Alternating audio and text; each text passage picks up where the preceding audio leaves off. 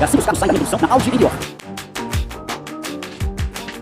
Estamos na fábrica húngara da Audi, uma das maiores montadoras do mundo. Mais adiante, traremos números e pessoas, mas começamos com 2 dados. A fábrica ocupa quase 5 milhões de metros quadrados e 12 mil pessoas trabalham aqui. Então, esta é realmente uma das maiores fábricas da Audi no mundo.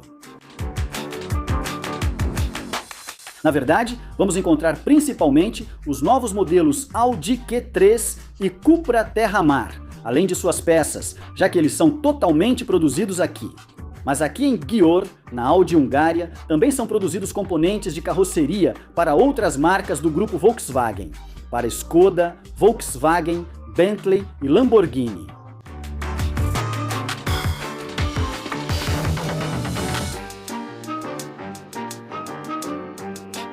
As 3 principais áreas que vamos visitar hoje: a estamparia. Aqui, primeiro, a partir de rolos de aço e alumínio, são produzidos os componentes da carroceria em uma prensa gigantesca, que depois, sob as mãos dos robôs, darão origem à carroceria pronta. A pintura, onde a carroceria pronta recebe a cor final, claro, só depois de mergulhar e girar nesses tanques rotativos, e depois de ser tratada por esses robôs cobertos por mantos. E por que cada carroceria passa por esse túnel incrivelmente brilhante após a pintura?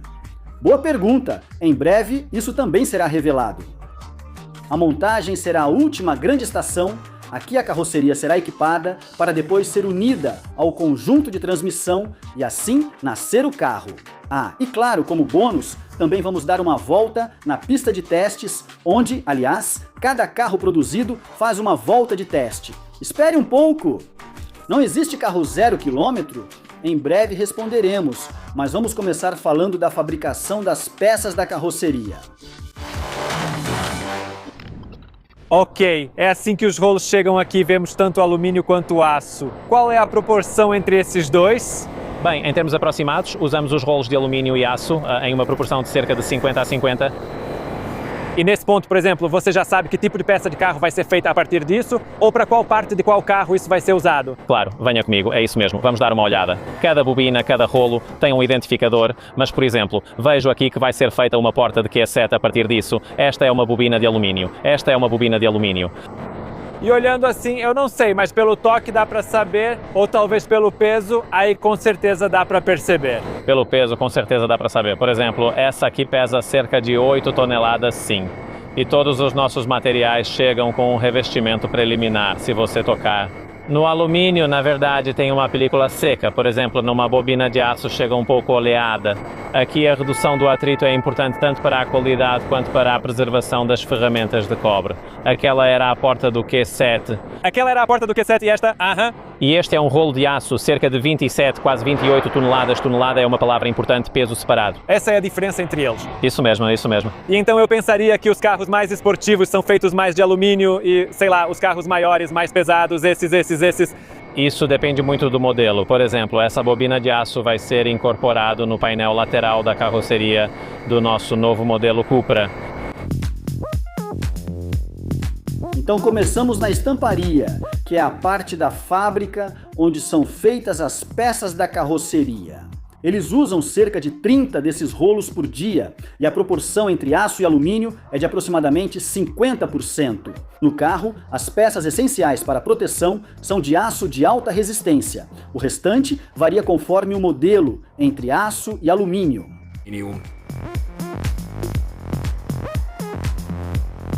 Os enormes rolos, que como ouvimos, pesam várias toneladas, são movimentados na fábrica com a ajuda de guindastes. Eles são descarregados dos caminhões dessa forma e também levados até a máquina de corte. Colocamos as bobinas nesta máquina, cuja primeira parte chamamos de máquina preparadora, onde removemos a embalagem e a camada externa, que pode estar suja ou danificada. Então a camada externa é removida aqui. Isso mesmo, qualquer coisa pode ter acontecido com ela no transporte. Depois desenrolamos e começamos a cortar. Podemos fazer até 64 cortes em apenas 1 minuto. Na máquina de corte, o primeiro passo é cortar chapas dos rolos de alumínio e aço no tamanho adequado, dependendo se aquela chapa vai virar uma lateral, um capô ou, por exemplo, uma peça de porta depois na prensa. Então vem a prensa, ou melhor, primeiro vem os dentes ou mandíbulas da prensa, as ferramentas de prensagem. Como você pode ver, estamos falando de ferramentas muito grandes e pesadas e armazenamos muitas delas aqui. E então, claro, as cores nos ajudam a decidir, porque cada cor representa uma parte do modelo, ou cada cor é um modelo, A codificação por cores facilita identificar a peça e o modelo. O azul claro, por exemplo, indica as ferramentas de prensa da porta do Q3. E como falamos, dependendo da complexidade da peça, varia a quantidade de ferramentas de prensa e quantas etapas de trabalho de prensagem são necessárias. Então, por exemplo, para uma peça mais complexa, são necessárias mais ferramentas de prensa, vocês colocam mais delas na máquina, enquanto para uma peça mais simples, são necessárias menos. O que é considerado mais complexo? Bem, por exemplo, uma grande lateral. Uma grande lateral, Que agora é uma peça interna, isso mesmo que ainda fabricamos atualmente. leva cerca de 6 semanas, certo, e uma versão mais simples. Bem, digamos que uma moldura de janela ou alguma parte interna dela pode levar 3 ou 4 etapas até. 3 ou 4, e então, se por exemplo, não sei, isso aqui do nosso lado, isso assim, posso dizer com base nisso, né, o que é e de que tipo. Por exemplo, no caso desses elementos prensados, a cor ajuda a identificar o modelo e todas as outras informações você encontra na ferramenta. Por exemplo, que modelo é esse então? Este é o Audi Q8. E a peça é um componente externo, né? O elemento externo de um painel de porta. Você vê que é alumínio e que está embaixo. E como você pode ver, aqui há 3 ferramentas, parte superior, parte inferior, mas atrás disso há mais 3, mais um monte desse tamanho, que são usados para fazer essa única peça. E claro, em cada ferramenta você pode ver em que etapa de prensagem ela é usada. E então essas ferramentas já são preparadas pelo operador ou pela empilhadeira ao lado da prensa para que a troca aconteça o mais rápido possível. Isso mesmo, isso mesmo. Basicamente, movemos essas peças com esse grande guindaste que pode levantar até 66 toneladas e enquanto um lote de produção está em andamento, preparamos de um lado da prensa as ferramentas e os equipamentos para o próximo lote de produção. E a troca rápida permite que enquanto de um lado saia a ferramenta que está sendo usada no momento, isso mesmo.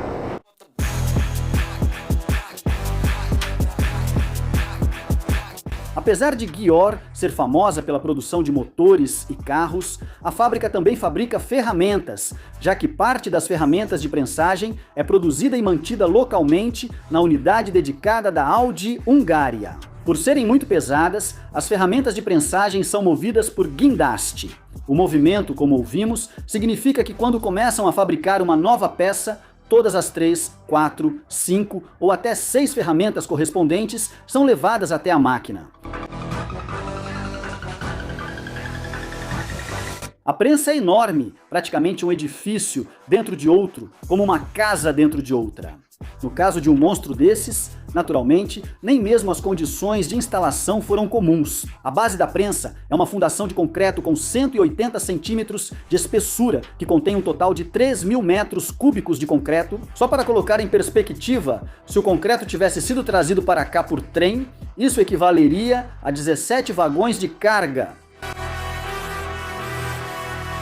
A laje do piso suporta 10 toneladas por metro quadrado. Isso é essencial, pois uma ferramenta pode pesar até 150 toneladas. Em uma das extremidades da prensa, as chapas de alumínio previamente cortadas são inseridas e após o número adequado de ciclos de prensagem ou corte, a peça é produzida. Isso ainda é um completamente, isso. É apenas uma chapa cortada. Uma chapa e depois dessa fase ela já fica quase convexa. Sim, a capacidade total da linha de prensas é cerca de 8.000 toneladas, variando conforme cada prensa. Aqui embaixo está o maior elemento. Aqui está a primeira estação de prensa. Esta é a estampagem profunda, que é basicamente uma modelagem bruta, onde a peça adquire aproximadamente sua forma. O elemento e nos passos seguintes cortamos cuidadosamente o material excedente. Esse é o processo de corte, depois vem o processo de perfuração, onde fazemos as várias aberturas para redução de peso, passagem de cabos, pontos de aterramento, entre outros motivos. Imagino que em algum lugar abaixo de nós vocês recolhem as peças cortadas que depois são levadas embora. Isso mesmo, isso mesmo. Aqui no subsolo nós coletamos separadamente, aço separado, alumínio separado. Nossas peças de alumínio, na verdade, elas fazem parte de uma cadeia logística de alumínio em circuito fechado, então, na verdade, reciclamos todo o alumínio. Isso é especialmente importante.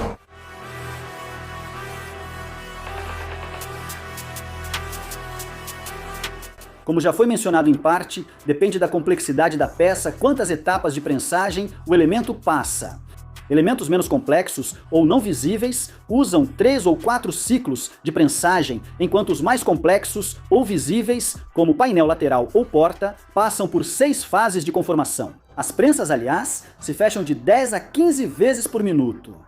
A diferença está no fato de que prensar uma lateral obviamente leva mais tempo, ou seja, é mais lento do que prensar um elemento menor e mais simples.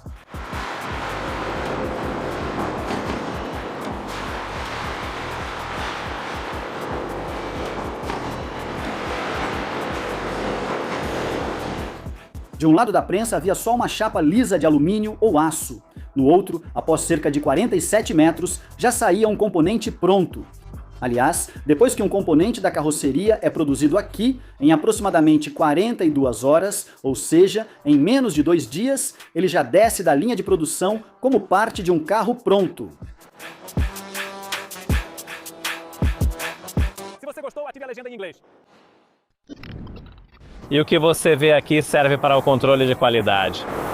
Aqui você vê que se trata de uma peça relativamente grande, por isso diferentes estações de trabalho verificam partes diferentes da carroceria. Bem, da carroceria. Não pode um só? Homem! Parte dele. Não, mas eles saem em um ritmo extremamente rápido. E então isso, bem, agora com o que você disse, então isso provavelmente é aço, porque agora eu não sei exatamente. Então isso é aço e peça do Q3 sim. Mas aqui neste ponto já não é muito fácil dizer. Painel lateral externo do Q3 ok? Digamos que é interessante que tudo, até as menores peças, também assim. Então uma das peças maiores, as menores peças também passam por aqui. Todas as peças prensadas passam por esta linha aqui.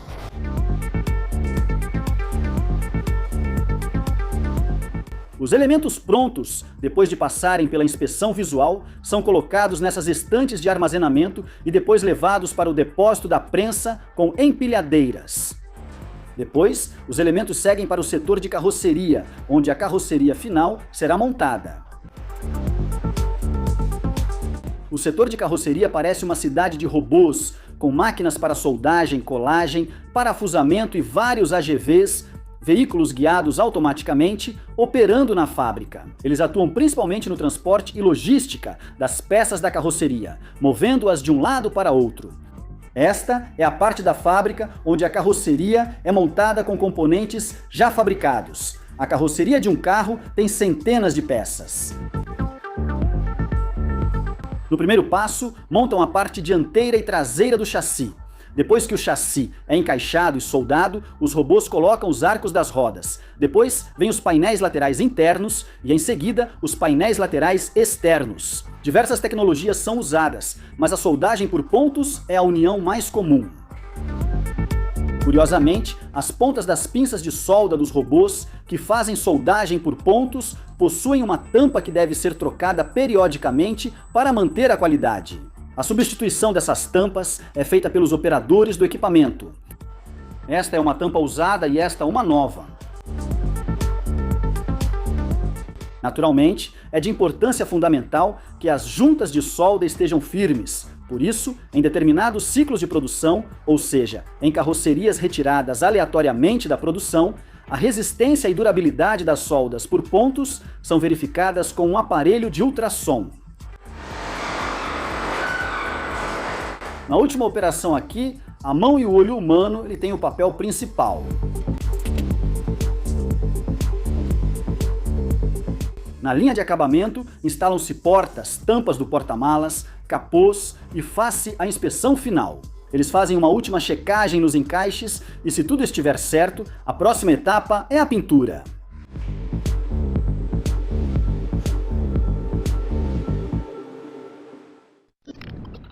Isso é basicamente o que chamamos de estação de montagem BEMI. Por BEMI, entendemos materiais ou elementos auxiliares de metal. Esses trabalhadores que você vê aqui instalam esses elementos e assim fixam as portas em uma posição levemente aberta. O objetivo é garantir que, ao serem colocados nas cubas durante a rotação, as portas não se abram, evitem danos e permitam o fluxo livre do líquido pela carroceria. Basicamente, são necessárias as folgas Para o líquido alcançar todos os lugares. Exatamente. O importante é o líquido ter acesso. O que significa líquido? Não é apenas tinta. Não. Aqui no começo temos o que chamamos de pré-tratamento. Fazemos o pré-tratamento, assim basicamente desengorduramos a carroceria e depois criamos essa camada de fosfato de zinco, que é importante para a aderência, e depois vamos para a pintura por imersão catódica. A área de pintura é uma das mais emocionantes, mas com certeza é o lugar mais colorido de toda a fábrica da Audi.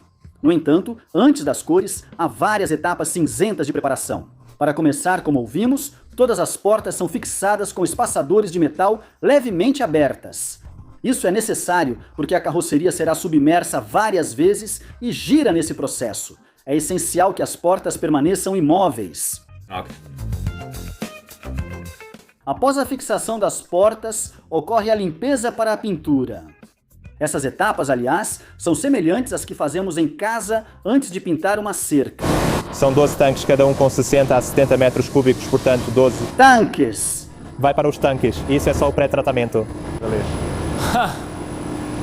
Bem, às vezes lavamos 3 vezes seguidas com materiais cada vez mais limpos e puros para realmente alcançar uma condutividade praticamente zero. A condutividade mostra o quão pura está a água que sai do carro. É para o carro. Em que unidade a condutividade é medida? Bem, é assim que eles controlam a pureza. Sério?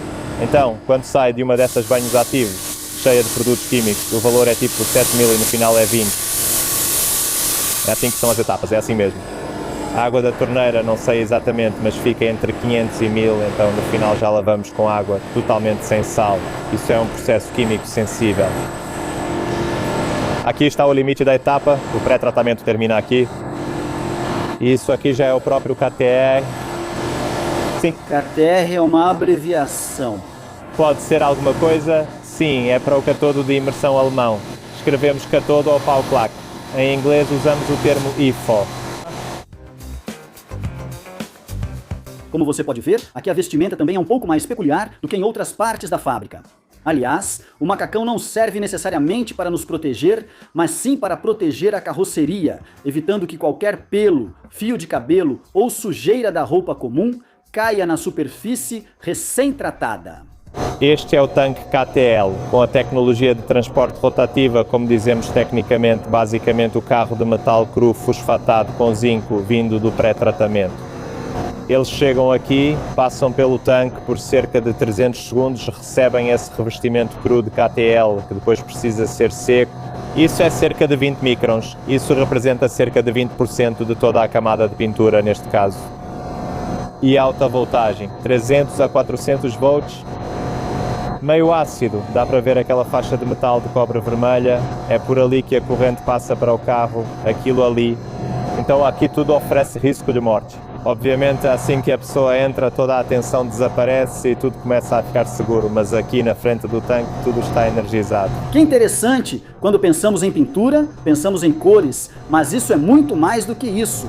Isso é eletroquímica, não pintura clássica, é isso mesmo. O revestimento eletroforético, ou eletrodeposição, é um revestimento que antecede as fases de pintura, cuja principal função é proteger contra a ferrugem futura. Assim, é por meio da eletricidade, com ânodos e cátodos conectados, que o líquido alcança todos os lugares, até as menores fendas. Com sua ajuda, também é possível controlar a espessura da camada.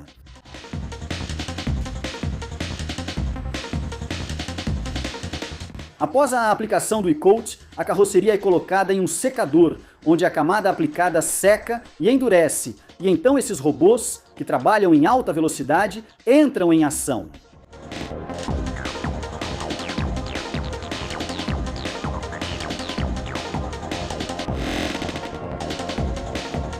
Os robôs também cobrem as junções das bordas, as superfícies do chassi e outros pontos críticos com PVC para proteção contra a corrosão. Quando a vedação é aplicada em todos os lugares, finalmente chega a parte principal. Podem começar as fases de pintura e envernizamento. Aqui estão os robôs de braço articulado e ao fundo o portal de ionização. 2 robôs, ou melhor, 4 robôs passam ao redor tentando remover fios de cabelo, fiapos, poeira, sujeira, praticamente tudo da superfície. Na base ele suga tudo de imediato para evitar espalhar, deixando a superfície limpa e lisa para que nada caia no verniz. Esse é o objetivo aqui. E esse é o carro com KTL, então o que saiu do banho relativamente cinza vai ficar com um tom cinza esverdeado quando secar. Ah, entendi. Todos os carros ficam assim no começo? Todo o carro, por baixo da saia, é assim que fica.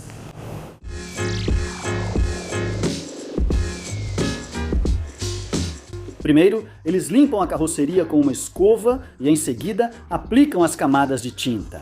Assim como ao pintar uma cerca, há uma camada de fundo. Aqui também há, só que aqui ela recebe o nome de primer.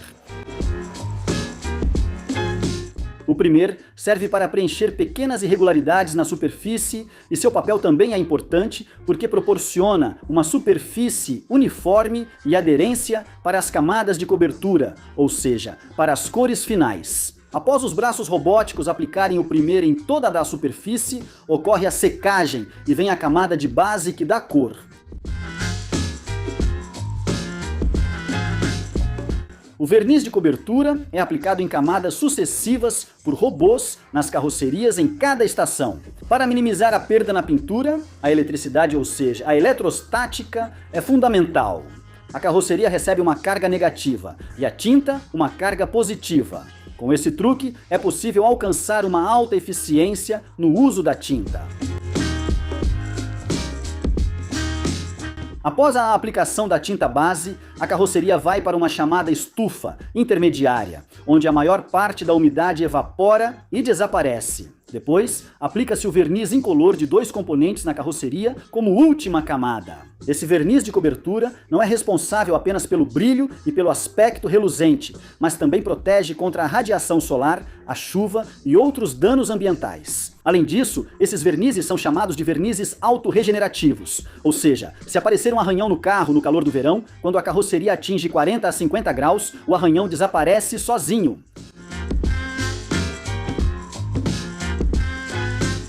O verniz incolor é endurecido em um forno de secagem.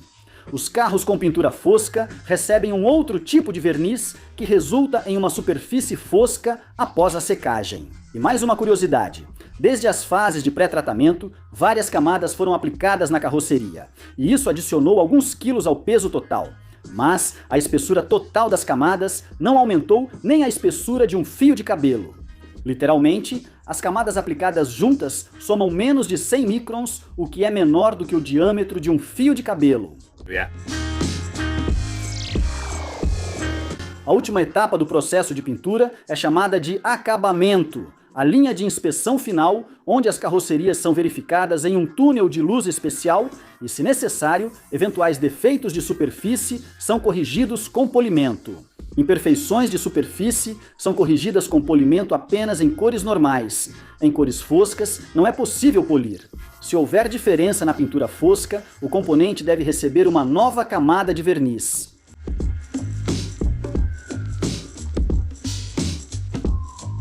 O fosco é mais difícil de fabricar, mas quando já é seu, você fica um pouco mais protegido contra danos. Exatamente. O verniz fosco, comparado ao verniz brilhante normal, é muito mais resistente a impactos físicos, então contra riscos, pedras e qualquer tipo de agressão externa. É um material muito robusto e resistente, então isso é uma vantagem. É uma vantagem. E então, por que é difícil fazer isso aqui na produção? O acabamento dele é complicado, por isso nos esforçamos para produzir a melhor qualidade possível para que não seja necessário fazer retoques depois. Porque, por exemplo, dá para polir? Certo, exatamente. Ele fica brilhante facilmente assim que você o polir. O objetivo do polimento é justamente dar brilho, mas para uma peça fosca, isso é uma sentença de morte para ela. Então, e aí nesse caso é repintar, certo? Com sorte, só alguns elementos, pequenos defeitos podem ser corrigidos, mas se estiver em uma coluna complicada ou em uma peça que não pode ser trocada e o defeito for grave, então com certeza temos que repintar o carro inteiro. Nos esforçamos para evitar isso, buscando sempre a melhor qualidade na produção. E ainda é muito interessante que toda a tinta, verniz ou qualquer camada de cobertura aplicada adiciona cerca de 10, 20 e poucos quilos ao total. Aproximadamente. Ao peso total, mas mesmo assim a camada de tudo isso não é mais grossa do que um fio de cabelo. Exatamente. Muito interessante. Entre 90 e 100 microns. Mas que 25? Adiciona cerca de 25 quilos. Quando seca é um pouco menos, mais próximo disso. O peso seco está em torno de 15 quilos. A maior parte dos nossos vernizes é à base de água. Quando secam, cerca de 90% da água evapora, causando a perda de massa. Bem, aqui eu vejo principalmente cores escuras e básicas, como branco, cinza e preto. Então não é muito colorido, isso obviamente depende de nós, porque é feito de acordo com os pedidos, com base no que encomendamos. Então, pelo visto, agora a moda é preto, branco e cinza. Apesar da resistência, agora com os novos modelos da Cupra e o sucessor do Q3, há cores bem interessantes e empolgantes que gosto muito, como verde acinzentado e verde azulado. Exatamente. E na série tem umas 10 e tantas cores. Exatamente. E então o resto, Isso pode ser ainda assim, qualquer coisa. Que basicamente sim, existe a possibilidade de encomendar essas cores personalizadas também, isso sempre acaba sendo assim. Basicamente nós trabalhamos com 17 cores de série, das quais algumas, acho que 6, podem ser foscas também. Então há bastante variedade, mas como pode ver, o escuro é o que está na moda atualmente. Vimos como a carroceria foi feita, vimos como foi pintada e envernizada. Na oficina, nossa última grande parada, basicamente o carro fica pronto, ou seja, a carroceria recebe seus componentes e, naturalmente, paralelamente à carroceria, o trem de força também vai sendo montado. Ou seja, a parte do carro que inclui chassi, motor, câmbio e eixos. Em certo ponto, tudo isso se reúne, mas por hora é só a carroceria. A oficina é enorme, tem uma área de 50 mil metros quadrados, o que significa que estamos em um galpão de 500 por 100 metros.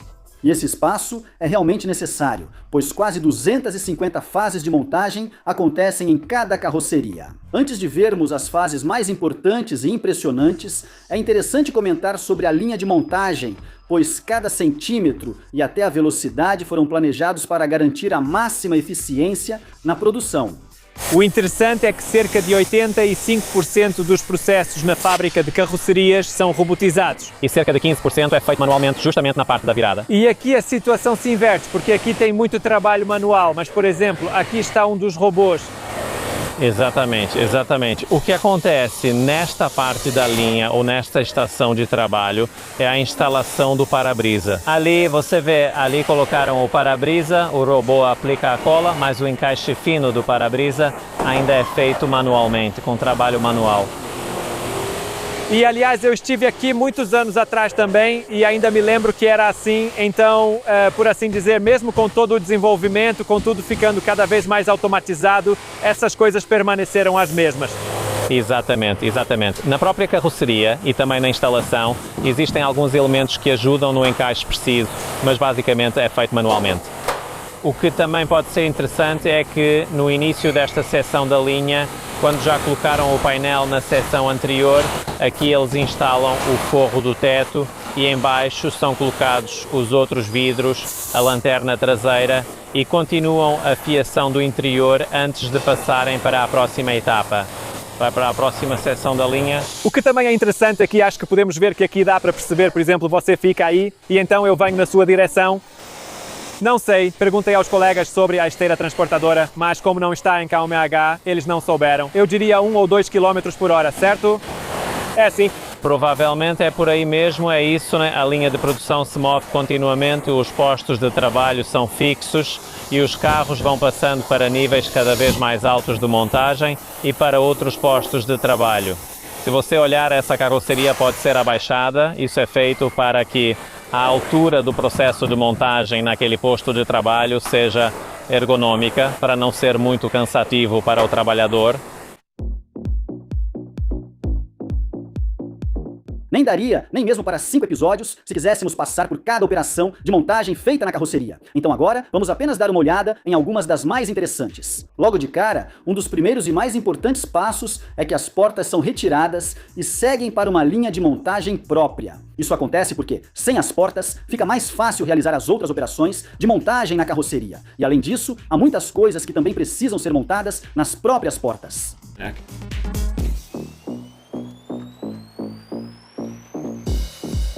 É impressionante ver como o teto solar é instalado nos modelos encomendados com teto panorâmico, assim como o painel sendo colocado no lugar. Nessa etapa, também fica claro por que foi necessário remover as portas anteriormente.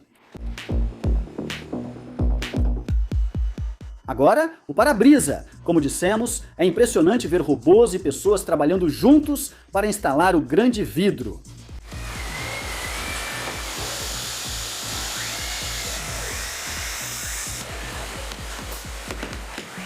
No início, mencionei que eles fabricam peças de carroceria para vários modelos de várias marcas, mas agora o novo Q3 e o Cupra Terra-Mar são totalmente produzidos em Győr, e é isso que vemos na linha de montagem.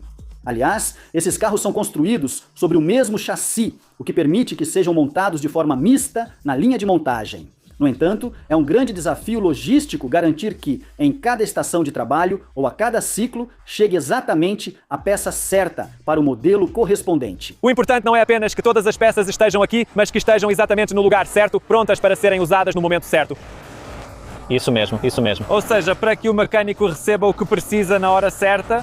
Vou mostrar rapidamente que essas prateleiras, apesar das peças estarem bem organizadas, são abastecidas por trás. E quando temos uma linha aqui que está sempre em movimento e quando chega um carro novo, que nem sempre é daquela marca, daquele mercado, daquele nível de acabamento, então outra coisa é instalada e o trabalhador lá na frente precisa que a peça esteja lá, exatamente a que vai naquele carro. E então, digamos assim, ele nem precisa nem pensar nisso, tipo, será que essa peça serve aqui? Porque ele tem certeza de que o que está ali na mão dele é o que precisa ir ali e só precisa colocar. Isso mesmo, isso mesmo. E claro, mesmo dentro de um modelo pode haver inúmeras versões e depois ainda tem para qual mercado vai, se é para os Estados Unidos, se é volante à direita, volante à esquerda e várias outras coisas assim. E mesmo no caso das peças menores, também ajudamos os colegas para que a peça correta seja instalada. Temos sistemas de prateleiras guiados por luz, ou seja, a luz acende onde a peça deve ser retirada para que a peça correta seja instalada no carro. Entendi. E o que também é muito interessante e estranho para mim é que não é assim, tipo, agora vem sem Audi e sem Cupra, mas sim, uma hora vem um Cupra, outra hora vem um Audi. Então isso não é dividido por turnos, tipo, hoje só vai Audi, hoje só vai Cupra, mas sim, tudo misturado. Não, totalmente. Mais flexível, acho que é o mais lógico. Isso é calculado pelo... Isso mesmo, isso mesmo. Na verdade, obviamente depende dos pedidos dos clientes e também depende de quantas etapas de trabalho existem para aquela marca e equipamento de carro específico. Pois, se o tempo em uma estação de trabalho for diferente, o tempo das etapas de montagem, então organizamos os modelos de forma que, depois de algumas montagens mais difíceis, venha um modelo em que, justamente naquela estação, o trabalho seja menor. Uau, isso é novidade. Acho que esses pequenos detalhes mostram bem o quanto os processos na linha de montagem são complexos e o quanto tudo é calculado e medido nos mínimos detalhes. Aliás, tanto horizontal quanto verticalmente.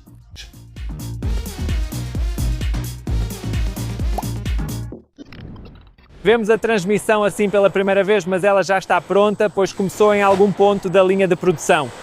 E sim, então não sei, motor, suspensão, é isso mesmo. Câmbio, já foram instalados diferentes equipamentos de freio e quando o trem de força está montado, então naquela cabine verificamos se todas as peças corretas foram instaladas e se estão na posição correta. Isso é o trabalho coordenado de 32 câmeras. Isso é importante. Será um passo muito importante depois. E não importa só ter, mas estar tudo na posição correta, pois ali o casamento já acontece. Sim, a combinação pode ser interrompida ali, mas ainda existe em outro lugar. O casamento só acontece onde unimos a cadeia cinemática e a carroceria já montada e isso é inevitável que tudo seja preciso. Exatamente. Isso é muito legal, aliás, aqui já aconteceu o casamento, é ali naquele ponto que acontece o casamento e aí obviamente é aqui que as duas linhas se encontram, o trem de força. E a carroceria.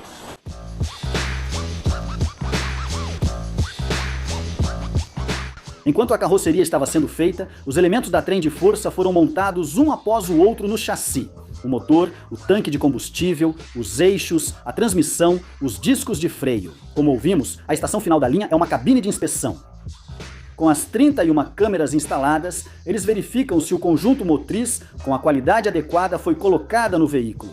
E tudo isso é feito comparando as imagens capturadas pelo sistema com uma imagem de referência. Agora vem o casamento. O casamento, como o nome sugere, é o passo em que o noivo e a noiva, ou seja, o conjunto motriz e a carroceria, prometem fidelidade eterna um ao outro, formando uma ligação para toda a vida entre eles.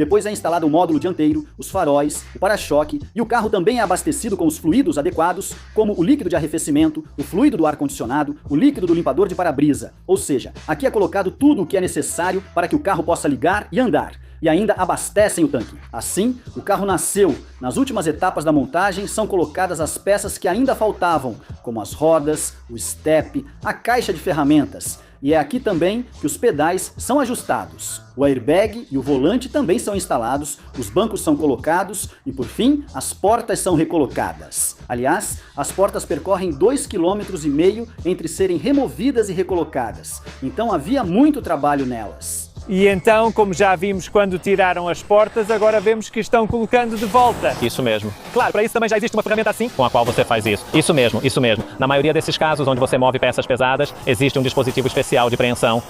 Aqui a porta é colocada com alguns parafusos e ela já contém o vidro, os motores, basicamente todo o estofamento.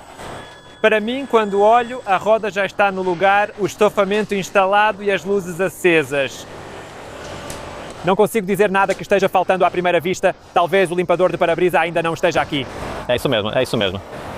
O carro já está visualmente mais de 90% pronto. É claro que ainda há muitos procedimentos que não são tão visíveis, mas aqui ele já parece realmente um carro. E ali no final, quase no fim dessa linha, já vai estar o carro pronto, certo? Exatamente, ali você já pode descer com ele. Opa, aí a porta sobe e pronto, já está. Bom, já dissemos hoje que está pronto, mas esse aqui realmente já é quase um carro pronto. Exatamente, agora o carro desce da linha de montagem pela primeira vez com sua própria força. Aqui já sentaram dentro, daqui para frente já é uma pessoa que dirige e se estiver tudo certo já segue em frente imediatamente. Aqui já foi feita uma checagem e então segue para cá. Aqui na próxima etapa vem uma série de estações de verificação, estações de calibração, observação, teste de vedação, tudo isso em uma cabine especial.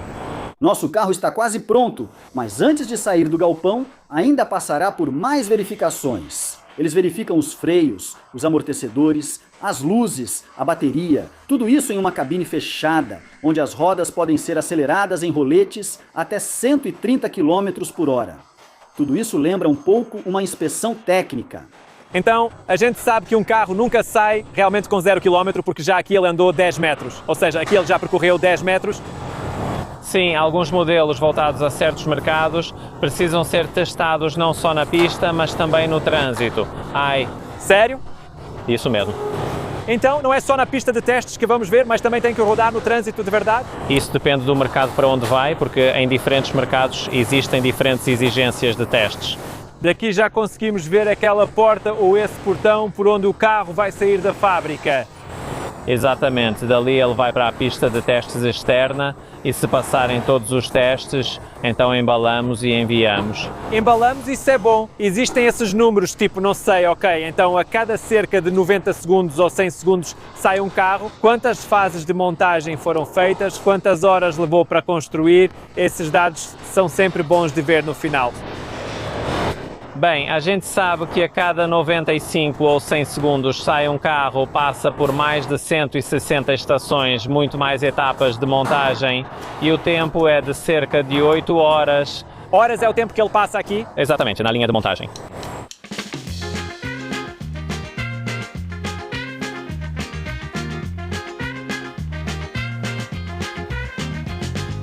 E então, já estamos na pista de testes, em um Q3 vermelho recém-fabricado. Então cada carro é trazido aqui para uma volta de teste, para que possam testar em condições reais as características de condução, os freios ou até mesmo o sensor de ré e outros sensores. Pode haver dúvida se após isso ainda podemos chamar um carro novo de 0 km, mas sim, podemos. Segundo as normas da União Europeia, um carro é 0 km até completar 100 km rodados.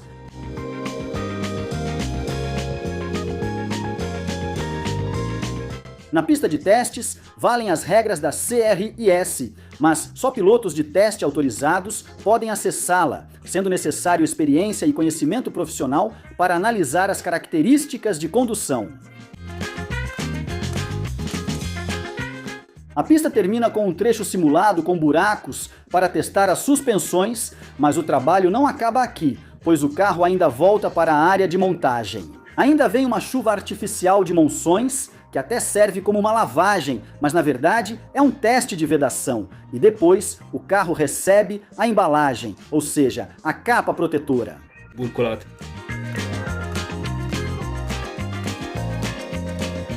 Se o carro vai para a Europa, apenas algumas partes da carroceria recebem um material de proteção especial, mas para transporte além mar, ele é totalmente coberto. É isso aí, e o que foi que eu disse? Este resumo esteve longe de ser completo, mas talvez tenhamos passado pelos pontos mais importantes.